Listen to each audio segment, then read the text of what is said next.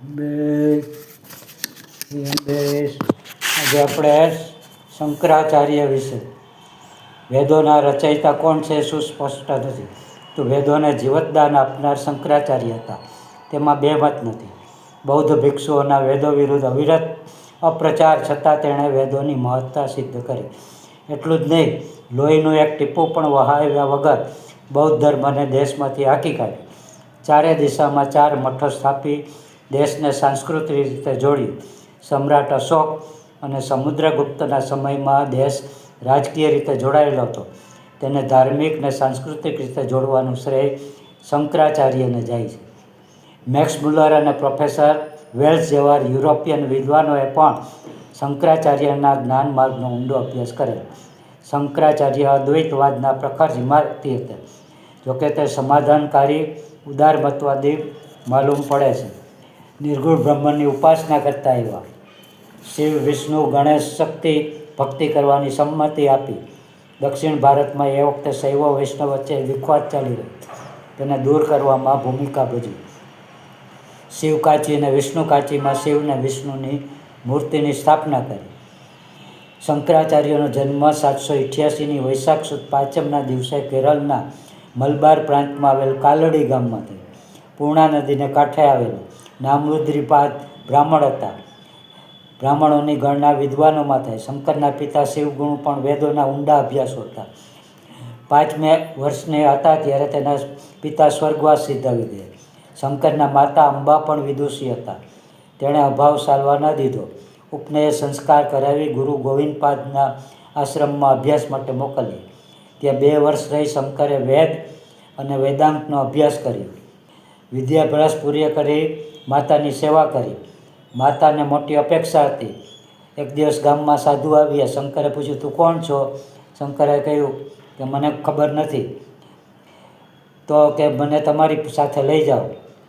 સાધુએ ના પાડી. શંકરને દુઃખ થયું. સંન્યાસ લેવાની ઈચ્છા હતી. માતાએ સંમત નહીં થાય એને યુક્તિ કરી. પૂર્ણા નદીમાં માતા સાથે નાહવા ગયા ત્યારે માતાને કહ્યું, માં, મારો પગ મગરે પકડ્યો છે અને એક શરતે એ છોડે કે જો તું મને સંન્યાસ આપવાની મંજૂરી આપ. માતાએ આશીર્વાદ દઈ અને ગુરુ ગોવિંદપાદના આશ્રમમાં મોકલ્યા.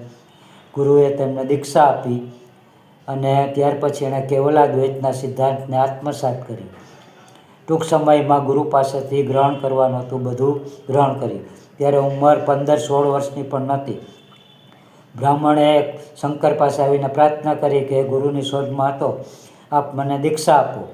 શંકરે તેને પ્રશ્ન પૂછ્યા. સંતોષ મળ્યો. સનંદન નામ આપ્યું. એક દિવસ શિષ્યોની પરીક્ષા લેવાની ઈચ્છા થઈ. તેણે ગંગાના સામે કિનારેથી શિષ્યને બૂમ મારી, બધા જ્યાં હો ત્યાંથી આવી જાઓ. બધા તરાપા શોધવા માંડ્યા, પણ એક શિષ્ય સનંદે હોડી નદીમાં ઝંપલાવી અને પહોંચી ગયા. આ રીતે શંકરે ત્યાર પછી ભ્રમણ કર્યું અને પ્રયાગ આવ્યા. તેણે કુમારીલ ભટ્ટ નામના વિદ્વાન વૈદિક સંસ્કૃતિના પતનથી દુઃખ થઈને આત્મત્યાગ કરી રહ્યા. તેમને સમજાવ્યા. તેણે કીધું, તમે મારી પત્ની સાથે વાદ વિવાદ કર્યો. પછી મંડન મિશ્ર એની સાથે વાદ વિવાદ કર્યો. એ કર્મકાંડી હતા. ઉભયમતી સાથે પણ શાસ્ત્રાર્થ કર્યો. કાપાલિક સંપ્રદાયના અનુયાયી મતના કટ્ટર વિરોધી હતા. તેણે હત્યા કરવાનું ષડયંત્ર રચ્યું, પણ શિષ્યોએ બચાવી લીધા. શંકરની માતાએ તેની પાસે વચન લીધેલું કે મારા અંતિમ સમયે તું મારી પાસે આવી જાજે.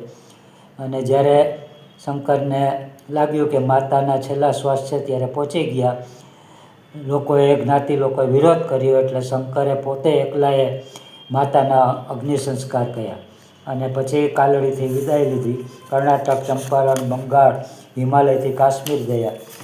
આ રીતે તેણે 4 દિશામાં દ્વારકામાં શારદામઠ, પૂર્વમાં જગન્નાથપુરી, ઉત્તરમાં બદ્રીનાથ અને દક્ષિણમાં શૃંગેરી મઠની સ્થાપના કરી. આવા શંકરને કોટી કોટી પ્રણામ.